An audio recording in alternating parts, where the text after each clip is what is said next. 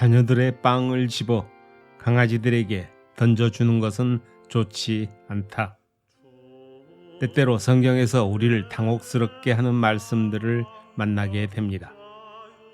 그것이 예수님께서 사람들에게 직접 하신 말씀일 때는 더욱 그러합니다.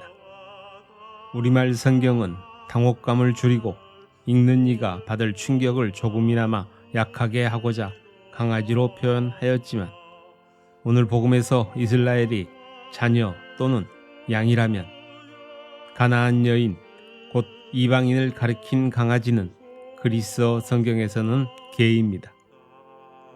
성경에서 이스라엘은 목자이신 주님께서 기르시는 양떼로 지칭되었고, 이방인들은 대단한 혐오의 대상으로 흔히 개로 불렸습니다. 개는 아무리 해도 개이고 양은 어떻게 해도 양입니다. 개가 양이 될 수 없습니다. 인간의 구원도 마찬가지입니다. 하느님의 도움 없이, 그분의 개입 없이 인간은 스스로 구원을 얻지 못합니다. 이런 관점에서 이방인인 우리는 가나안 여인처럼 개입니다. 그런데 구원자 예수님에 대한 믿음으로 개가 양이 되고 하느님의 자녀가 됩니다.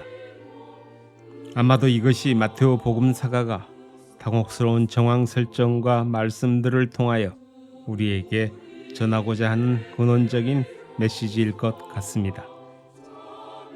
오늘 복음서에서는 구원을 갈망하는 인류의 처지를 가나안 여인과 호되게 마귀가 들린 그의 딸로 지칭하였습니다.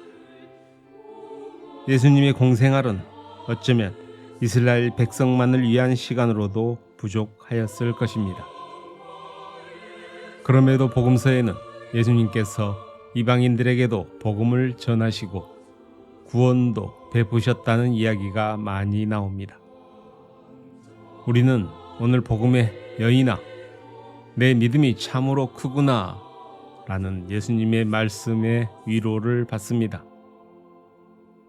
이전까지 그 어떤 이스라엘 사람도 들을 수 없었던 놀라운 말씀의 의미를 강조하려고 곧 지금까지 이어져 온 이방인에 대한 멸시와 그들의 불결함과 무자격성에도 하느님께서 예수님을 통하여 베풀어 주시는 구원의 기쁨을 강조하려고 오늘 복음은 극적인 대비와 반전의 구조로 짜여 있습니다.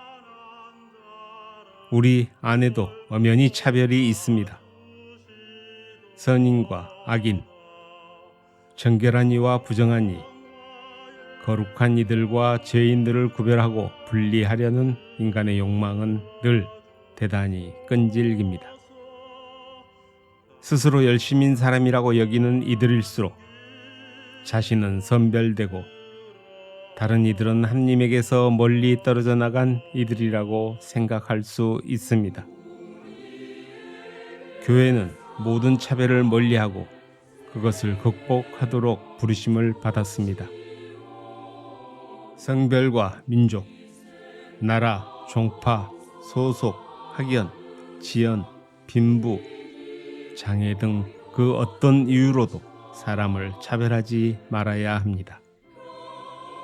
가나안 여인은 이방인이고 이스라엘인이 볼 때 어긋난 신앙을 지닌 사람을 상징하지만 오히려 예수님께 참된 신앙인의 모범으로 인정받습니다. 우리도 그처럼 예탁의 구원을 청하여 그것을 아무런 자격 없이 거저 받았음을 잊지 맙시다.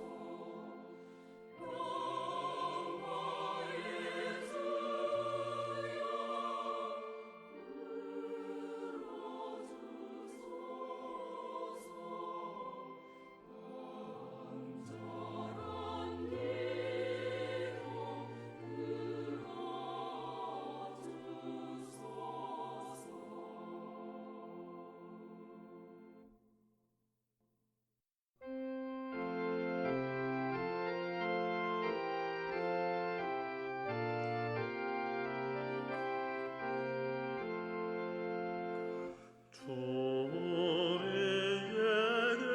사랑과 자유를 주시오며 병자와 가난한 자를 돌보아 주시도다.